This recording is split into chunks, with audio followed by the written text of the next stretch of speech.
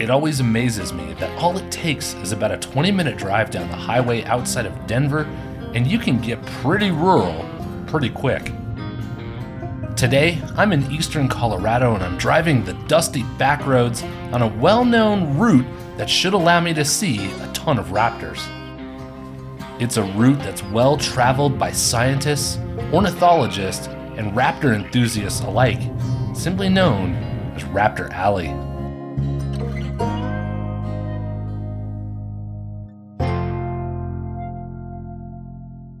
Stick around to the end of the video and I'm going to show you how you can find your own Raptor Alley or ideal raptor route no matter where you live.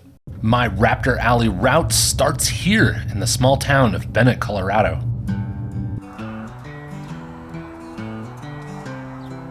Located just 30 miles east of Denver, right off I-70, Bennett is a small but growing town and was originally founded in the late 1800s as a stop along the Kansas Pacific Railroad.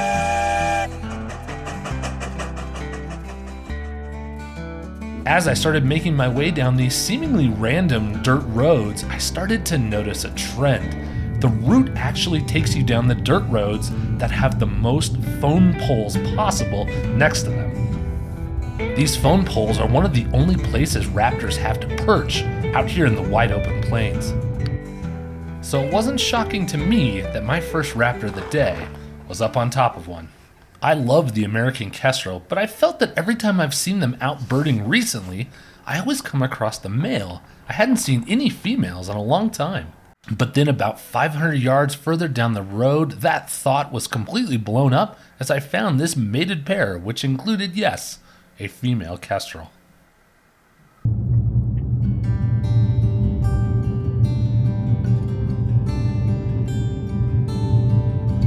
My first hawk sighting of the day was from a distance, but eventually it got a little bit closer.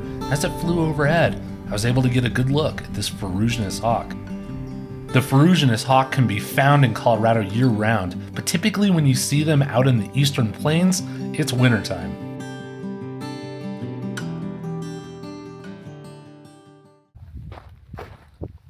And this is the part of the video where I'll admit that raptors weren't my only photography target of the day out on the eastern plains.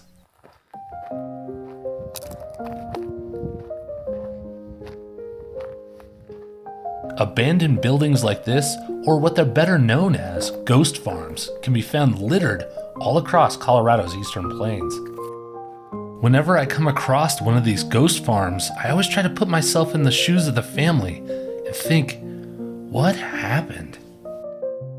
The Dust Bowl of the 1930s ravaged eastern Colorado farmsteads, and combined with one of the longest droughts in American history, it made sustainable farming almost impossible. In a way, it's sad, but at the same time, it's also beautiful to see these abandoned farmhouses, weather-beaten, with roofs caved in, a family home that was once a place of hope, now swallowed up by the land it tried to tame.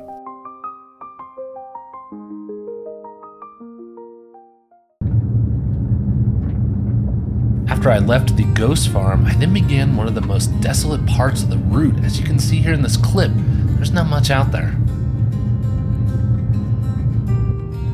But it didn't take long for me to find some life out there. It just wasn't in the form of our feathered friends. These pronghorn, despite how slowly and carefully I got out of my car, do what they always do when I try to photograph them. They ran for the hills. As I neared the small town of Hoyt, Colorado, that is when the raptor action picked up the most for the entire afternoon. Soaring high here was the first of 3 red-tailed hawks I would see pretty much in succession.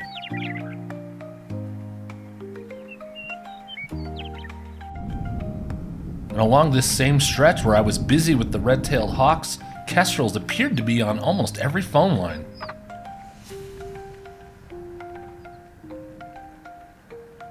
While I was happy to see red-tailed hawk number 2, this nearby kestrel wasn't.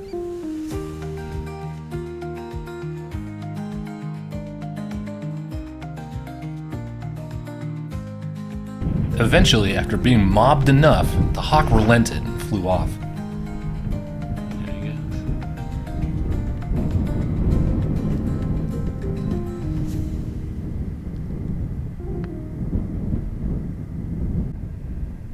course, after I packed everything back up into my car, I drove 2 phone poles down, and there was red-tailed hawk number 3.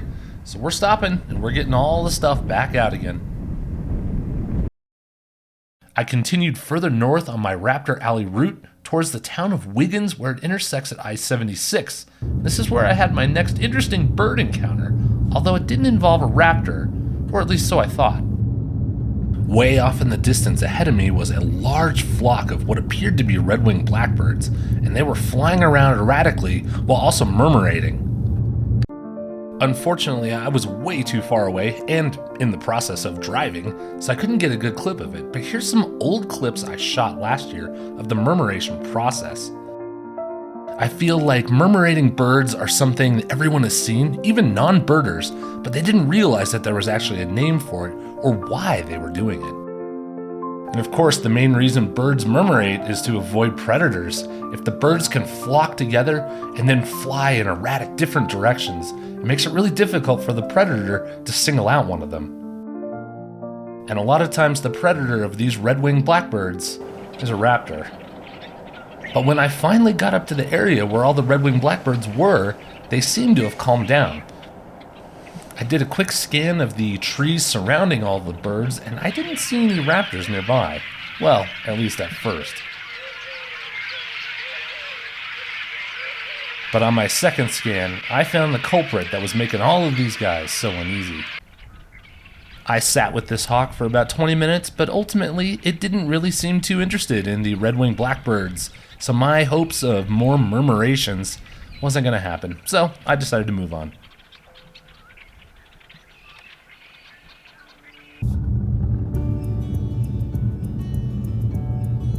Further down the road, I was delighted to finally see a raptor that had been suspiciously absent so far on my trip. There were 2 northern harriers patrolling the field where I stopped, and I just found it odd that this was the first time I had seen them so far all day.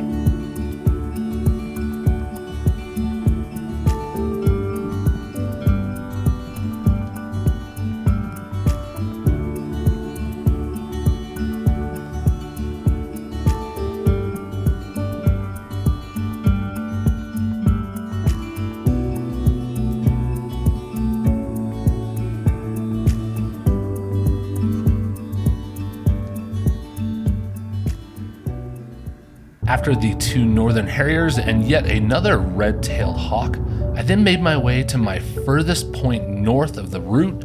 It was Jackson Lake State Park. And it was here that I thought I was going to have my best shot of the day to see some eagles.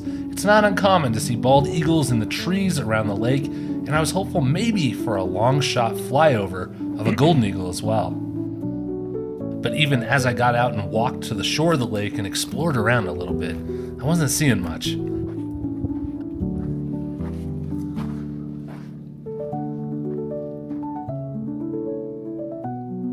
I drove around to the other side of the lake to have a look over there to see if there was more action, and even though I saw these 2 dueling northern harriers, there wasn't much to speak of after that.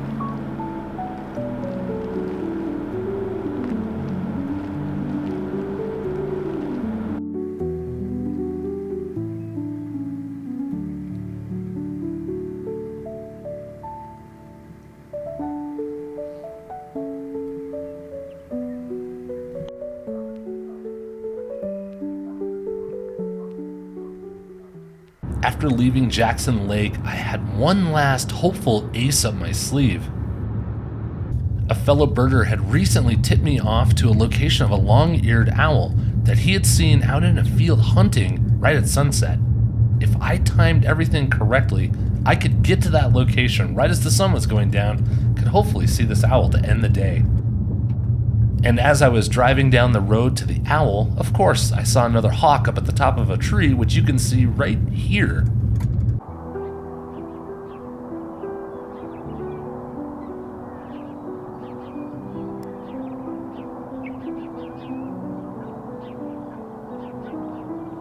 I found a spot to wait near the field where the owl was supposed to be and waited for the sun to go down. And unfortunately, the wait didn't pay off, and it was only these northern harriers hunting the fields tonight.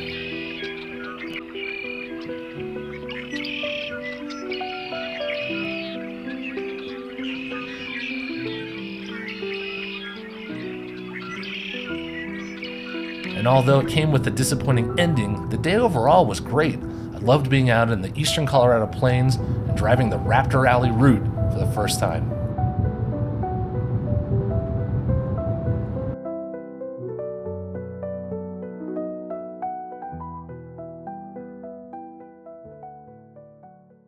All right, well, that was the video of me going through Raptor Alley out in eastern Colorado. And just wanted to note a few things here, especially for my Colorado super birding nerds who may have themselves been on the Raptor Alley route in eastern Colorado, and they may be saying, hey, wait a minute, Scott, I've been to Raptor Alley in Colorado, and it's not where you went. And that is true. There are kind of two separate Raptor Alley routes in eastern Colorado. I'm going to show you them on this great handy website. There is a Raptor Alley route that is up near the small town of Nunn, Colorado. Definitely the original Raptor Alley, and it's a very short route. It just goes around this little town. And sort of the route that I took, that's been kind of known as the newer, like, Raptor Alley, I guess you could say, or maybe it's Raptor Alley 2, is actually kind of put together by the DFO group, the Denver Field Ornithologists, which everyone knows I'm a pretty big part of. And they do a Raptor Alley field trip that does the route that I did. And but yes, the original OG Raptor Alley was up near the small town of Nunn. I wanted to do the other one because it covered just so much more ground. So yeah, that was Raptor Alley that I did. That was a couple weekends ago now. And yeah, it was a fun trip out. I was a little... I wish there were some more hawk diversity. I was really hoping for a rough-legged hawk. That was kind of one of my big targets of the day. It was early March, so our Swainson's hawks definitely are not back yet. They don't usually come back until around April. But yeah, I was also really surprised that I did not see a single eagle out there. I thought for sure I would see some bald eagles, but did not. So, but still, like I said, fun day overall. And I was really hoping that the long-eared owl was going to come in there at the end of my last stop. That was going to be the big surprise ending, but it didn't work out, so that's okay. But so let's go to this website that I said I was going to show you, where you can go find your own Raptor Alley or Raptor route, and this website is great. It is this. This is the Winter Raptor Survey. I will put the link in the comments, so don't worry about jotting it down. So when you come here, you are going to have to register.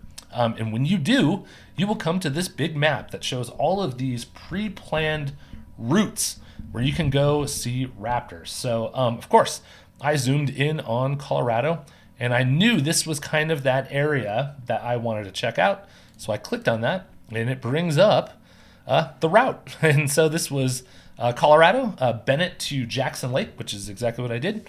And if you go full screen on the map, yeah, it kind of shows the route that you can take. And yeah, it's really cool. So this is exactly the route that I did. So again, I am going to, well, here you go. Here's some news. I am going down to Southeast Arizona for birding in April. And on the way, and I'm driving. So on the way down there, I'm going to be going through New Mexico. So I just thought, I wonder if there's any cool New Mexico routes that I could do on the way to Tucson. And sure enough, I found a whole bunch of them down here. So yeah, you can click on them. And again, here's all the route is already there. So it makes it really easy to sort of know where to go, especially if you're going to a state maybe you're not as familiar with. So anyways, that is the website. Again, will be linked down in the description.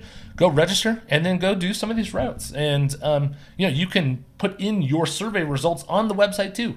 And they use all of this data to help them track winter migrating raptors. So that is my pitch for them. I found the website very useful in making this video. So anyways, that is the end of this video. And I will be back with a bunch of new stuff coming up here. I've got a lot of good outings coming up. We're getting there for spring migration. That's going to be the busiest time of the year. Yeah, I've got some cool plans coming up. So stay tuned for those. But until next time, I will see you in the next video. Thanks. Bye.